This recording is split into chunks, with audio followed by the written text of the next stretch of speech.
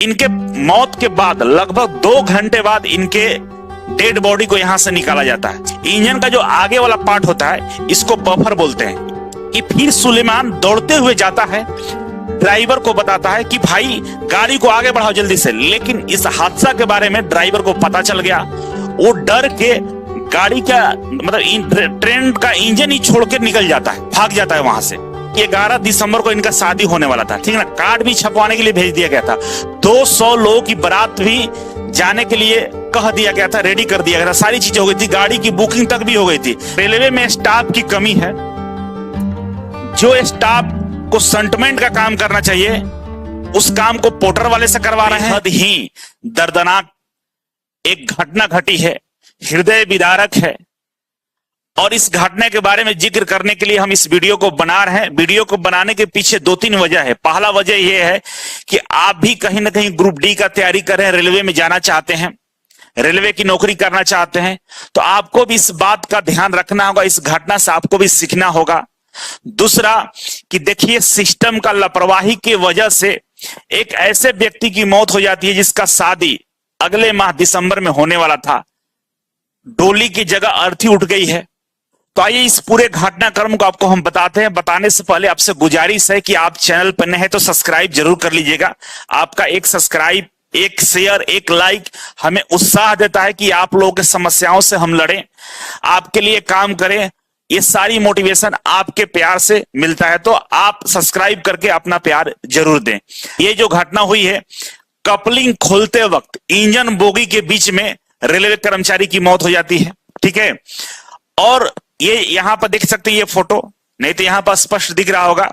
हम फोटो को जूम नहीं किए हैं कि थोड़ा सा प्रॉब्लम हो जाएगा। इनकी वॉकी टॉकी यहां पर नीचे गिरी हुई है, देख सकते हैं, ठीक है। और ये इंजन और बोगी के बीच में यहां पे ये फंस के मर चुके हैं। ये जो कपलिंग है, बफर के बीच में ये फंसे हुए हैं, यहां पे इनकी मौत हो जाती है।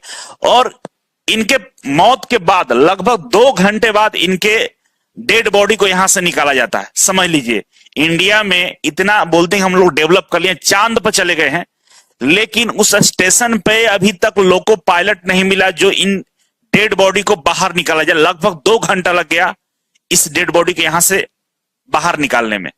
समझ सकते हैं। इसी के बारे में पूरा हम चर्चा आपको करने वाले हैं कि किस तरह से मौत हुआ है, मौत के पीछे कारण क्या है, और आगे इनके परिवार वालों को क्या रेलवे बेनिफिट्स दिया है, ठीक है। इससे पहले एक छोटा सा सूचना यह है कि एएलपी सीबीटी 1 का एग्जाम होने वाला है। उस एग्जाम के रिगार्डिंग अगर आप चाहते कि बेहतरीन हम प्रैक्टिस करें तो आपके लिए फ्री में हमने प्रैक्टिस सेट लॉन्च किया है, ठीक है। इजी वे ग्लोबल एप्लीकेशन को डाउनलोड कर लीजिएगा। डाउनलोड करने के बाद आप चले आइएगा रेलवे वाला सेक्शन में यहां पे, और रेलवे वाला सेक्शन में जाएंगे तो यहां पे आपके लिए एएलपी सीबीटी 1 का 30 मॉक टेस्ट हमने फ्री कर दिया है। मतलब एक समोसे के भाव है, मतलब 11 रुपए, मात्र 11 रुपया में आपको 30 प्रैक्टिस सेट हम दे रहे हैं, वो भी फुल, ठीक है। और इसका आंसर की भी देंगे, आंसर की भी है, और सॉल्यूशन है, डिटेल सॉल्यूशन भी आपको मिलेगा। मॉक टेस्ट को, आंसर की को, सॉल्यूशन को, तीनों को डाउनलोड कर सकते हैं। मॉक टेस्ट को डाउनलोड करके प्रिंट ले लीजिएगा, घर पे बैठ के बढ़िया से प्रैक्टिस कर लीजिए। हमारी पूरी टीम के द्वारा इसे तैयार किया गया है, और प्रीवियस ईयर का जो पैटर्न है उसके हिसाब से हम तैयार किए, तो आपको बहुत सारा इसका बेनिफिट मिल सकता है। मात्र 11 रुपए है, आप जाकर जल्दी से ज्वाइन कर लीजिएगा। मतलब 11 रुपए में एक समोसा आता है भाई, आपको एक समोसा के भाव में ये मिल रहा है। 5 नंबर का फायदा होगा, 10 नंबर का ही फायदा होगा, फायदा तो जरूर होगा। आप इसे एक बार जरूर देख लीजिएगा, ठीक है।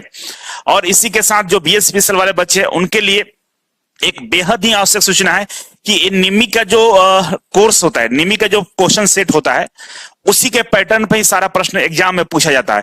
इसीलिए निमी का जो 6 सेट हम आपके लिए डाल दिए हैं, इसमें से लगभग 10 नंबर के प्रश्न पूछे जा सकते हैं।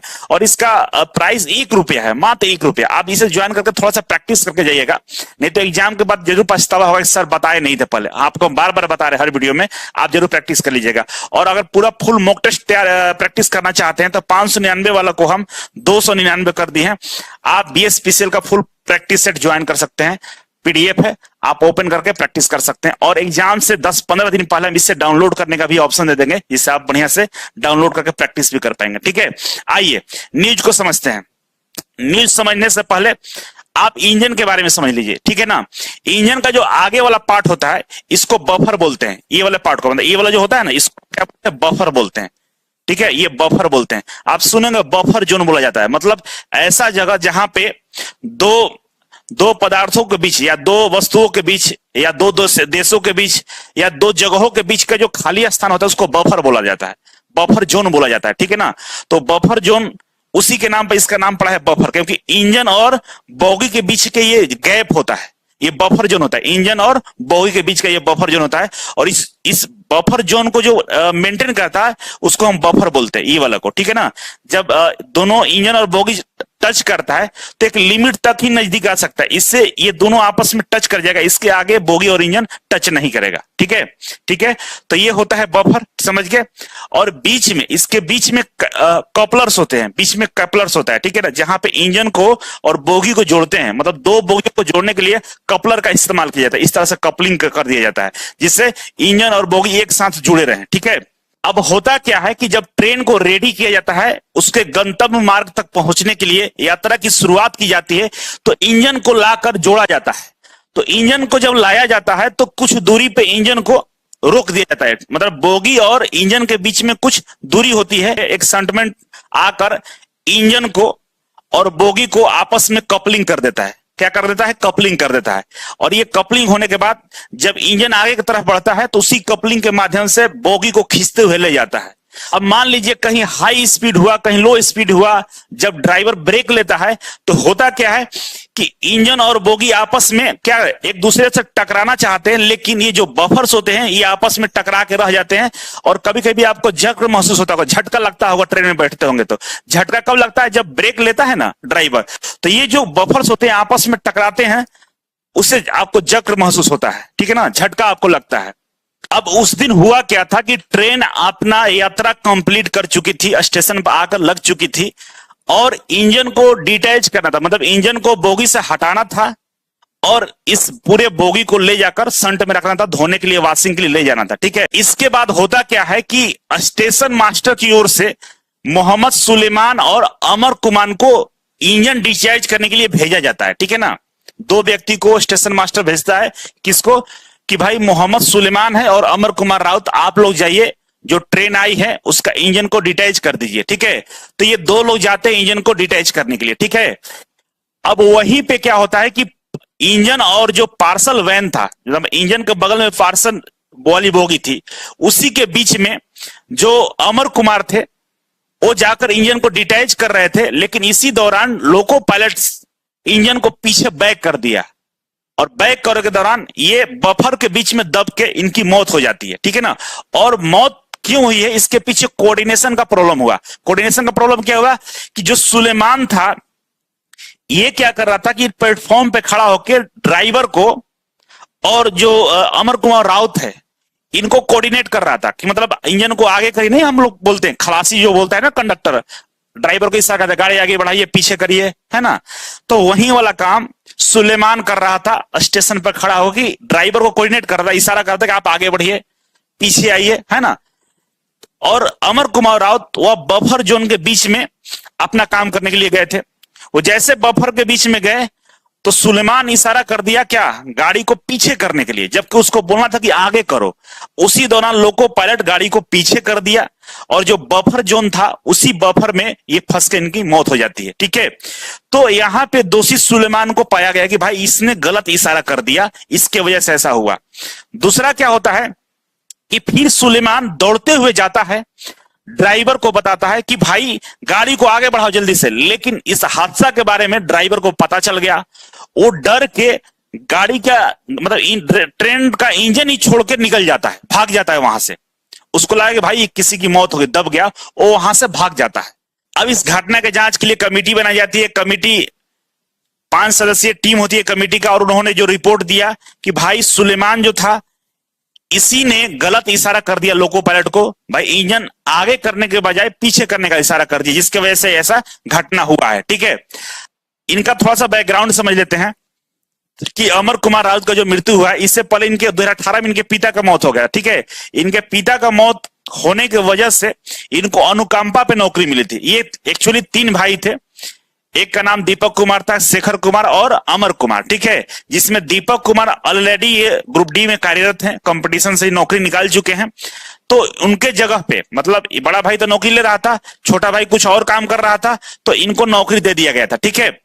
नौकरी की खुशी में इनका शादी भी सेट कर दिया गया था कि भाई शादी होने वाली है इनका, क्योंकि नौकरी इनको मिल चुका है और शादी की घर में तैयारी भी चल रही थी। तैयारी किस लेवल पर था समझिए, तैयारी इस लेवल पर था कि भाई 11 दिसंबर को इनका शादी होने वाला था, ठीक है ना। कार्ड भी छपवाने के लिए भेज दिया गया था, 200 लोगों की बारात भी जाने के लिए कह दिया गया था, रेडी कर दिया गया था, सारी चीजें हो गई थी, गाड़ी की बुकिंग तक भी हो गई थी कि भाई गाड़ी भी बुक कर लिया गया था कि अब इनका शादी होने वाला है। और बहुत सारे कपड़े, बहू के लिए गहने कपड़े भी खरीद लिए गए थे। लेकिन किसको क्या पता था कि पल भर में ये ऐसा सूचना आएगा कि एक साथ सब कुछ बिखर जाएगा। शुक्रवार की शाम ये छठ पूजा से मतलब जो घाट था वहां से ये आए थे और इनकी ड्यूटी रात में होती है, लेकिन सुबह कॉल आता है स्टेशन से कि भाई आपको आना है अभी, और ये तुरंत स्टेशन के लिए निकल जाते हैं। यहाँ पे देखिए ये खाना खाकर ये घर में सो गए थे, ठीक है ना, 12 बजे ड्यूटी करके आए थे, लेकिन सुबह 7 बजे कॉल आता है ऑफिस से कि भाई आ जाओ, 8 बजे से ड्यूटी ज्वाइन करनी है, और चले जाते हैं और इनकी मौत हो जाती है। कि भाई एक्चुअली इनका जो नौकरी मिला था ना वो पोर्टर का नौकरी मिला था, ठीक है, पोर्टर का नौकरी मिला था। अब पोर्टर का जो काम होता है, रेलवे स्टेशन पे जो पार्सल होता है उसको लाना ले जाना होता है, और भी छोटे मोटे यात्रियों के रिलेटेड जो यात्री के हेल्पिंग वाला कुछ कुछ काम करना होता है। ये वाला काम पोर्टर का नहीं होता है। और स्टाफ के कमी होने की वजह से इनको शंटमैन का भी काम दिया गया था, इनको शंटमैन का भी काम दिया। शंटमैन वही जो इंजन को डिटैच करने वाला काम, मतलब थे ये पोर्टर, लेकिन स्टाफ के कमी की वजह से शंटमैन का भी ये काम कर रहे थे। और उस दिन लखनऊ बरौनी एक्सप्रेस के वॉशिंग पीट पर भेजने की तैयारी कर रहे थे। बोले थे ना जो बोगी था उसको धोने के लिए भेजा जाना था, ठीक है।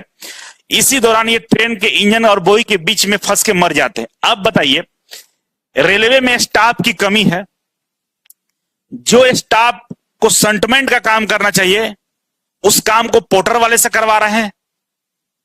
और ऐसा कहा जा रहा है कि भाई जब इंजन को डिटैच किया जाता है वहां पर 4 व्यक्तियों की जरूरत पड़ती है। एक तो लोको पायलट, एक कोऑर्डिनेट करता है और एक जो अंदर रहता है, और कोऑर्डिनेट करने में 2 लोगों का काम होता है, जबकि वहां पर उस दिन 3 ही लोग थे। एक ड्राइवर था, एक कोऑर्डिनेटर था सुलेमान, और ये अमर थे। एक आदमी की वहां भी अभी कमी थी, और यही कमी की वजह से ये प्रॉब्लम हुआ, ये हादसा हुआ। तो रेलवे जिस तरह से बोलता है कि भाई हमारे यहां तो कर्मचारियों की कोई दिक्कत नहीं है, आज ये खुलासा हो चुका है कि रेलवे का मतलब स्टाफ की कमी से जूझ रहा है। आप देख सकते हैं यहां खुद लिखा गया है, रेलवे के जो अधिकारी वो बोले हैं। कई वीडियो में रेलवे कर्मचारी बोलते हुए नजर आ रहे हैं कि भाई स्टाफों की भारी कमी है, खासकर जो टेक्निकल वाले डिपार्टमेंट, मतलब जो सेफ्टी के डिपार्टमेंट होते हैं, जो टेक्निकल विंग्स में आते हैं, उसकी भारी कमी है। और उस कमी की वजह से आए दिन ट्रेन में हादसा हो रहा है। तो ठीक है, ये एक हादसा था, लेकिन आप बताइए स्टाफ के कमी की वजह से जिनकी मौत हुई है, कहीं ना कहीं ये हत्या जैसा ही माना जाएगा। क्योंकि रेलवे के पास अगर समुचित स्टाफ होता तो ये हादसा कहीं ना कहीं नहीं होता। और रेलवे को इस बात को गंभीरता से लेना चाहिए कि एक आदमी की जान का कीमत कितना होता है। राहुल गांधी जो विपक्ष के नेता, उन्होंने भी ट्वीट करके इस बात को रखा है कि भाई एक आम आदमी की जान की कीमत सरकार को समझना चाहिए। और कितना दुखद है कि जिसका शादी होने वाला है, 1 महीना टाइम बचा हुआ, उसका मौत हो जाता है एक बेहद ही चिंताजनक दुर्घटना में, जो दुर्घटना नहीं हो सकता था, लेकिन लापरवाही की वजह से ऐसा दुर्घटना हो गया। और आप सभी से मैं कहना चाहता हूं, जो भी लोग इस वीडियो को देख रहे हैं, कि कहीं भी नौकरी करते हैं सेफ्टी का ध्यान जरूर रखें, सुरक्षा का ध्यान जरूर रखें। एक छोटा सा मिस्टेक आपको आपके जान को ले सकता है, आपको जान गंवानी पड़ सकती है। तो इस छोटे से मिस्टेक को ध्यान में रखना होगा, नहीं तो इसी तरह से मौत हो जाती है, पता भी नहीं चलता है। परिवार वालों को 44 लाख रुपए का मुआवजा दिया रेलवे की तरफ से दिया गया है, 44 लाख का मुआवजा दिया गया है। तो लेकिन ये पैसा मतलब दुनिया में बेटा ही नहीं रहा, किसी का मां तड़प रही है, 44 लाख रुपया ही क्या करेगा। अब ये 44 लाख रुपए हो सकता है उस मां के दर्द को कम करे, जो मां तड़प रही है, अपने बहू के इंतजार में बैठी थी और उनके बेटे का अर्थी उठ गई है, शायद उनके दर्द को